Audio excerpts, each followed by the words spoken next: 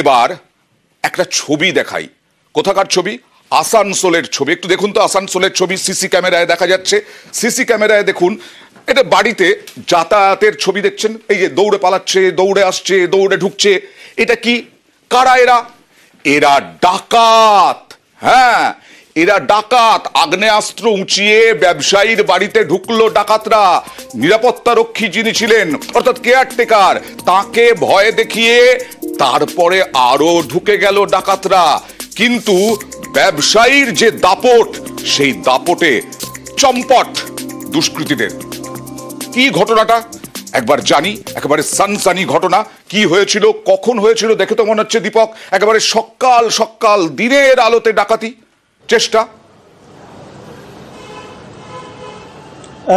একেবারে দিনে দুপুরে ডাকাতির চেষ্টা এবং জনবসতি এলাকা হিল ভিউতে ডাকাত দল, তারা 4 জন ডাকাত তারা বাড়ির সামনে আসে এবং 2 জন দুষ্কৃতী তারা বাড়ির ভেতরে প্রবেশ করে এবং যে গেটে তালা ঝোলানো ছিল, যে বাড়ির কেয়ারটেকার ছিল, তাকে তালা খোলার জন্য বলে, তার মাথায় আগ্নেয়াস্ত্র ঠেকিয়ে এরপর কেয়ারটেকার প্রথমে বাড়ির তালা খুলে দেয়।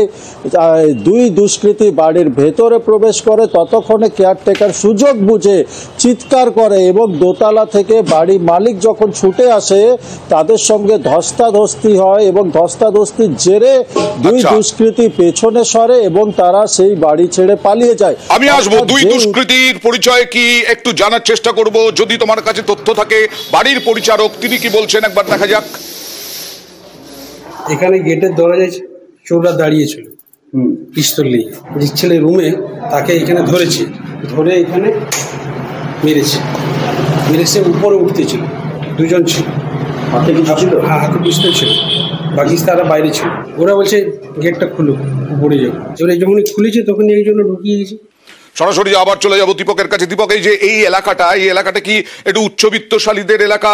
এবং এখানে যারা দুষ্কৃতী, যারা এলো ডাকাতি করার চেষ্টা করলো, তারা কোথা থেকে এসেছিল এখনো পর্যন্ত জানা গেছে কিনা? এবং সিসি ক্যামেরা ফুটেজ ধরে পুলিশ কি পদক্ষেপ করছে? দেখো, একেবারে আসানসোল দক্ষিণ থানার পুলিশ ইতিমধ্যেই সিসি ক্যামেরার ছবি সংগ্রহ করেছে এবং তদন্ত শুরু করেছে। অন্যদিকে জাতীয় সড়ক থেকে রাজ্য সড়কে নাকা চেকিং ও নাকা তল্লাশিও পুলিশের পক্ষ থেকে শুরু করা হয়েছে। ডিসি সেন্ট্রাল জানাচ্ছেন কি, যেই উদ্দেশ্য নিয়ে ডাকাত দল এসেছিল সেই উদ্দেশ্য তারা পূর্ণ করতে পারেনি।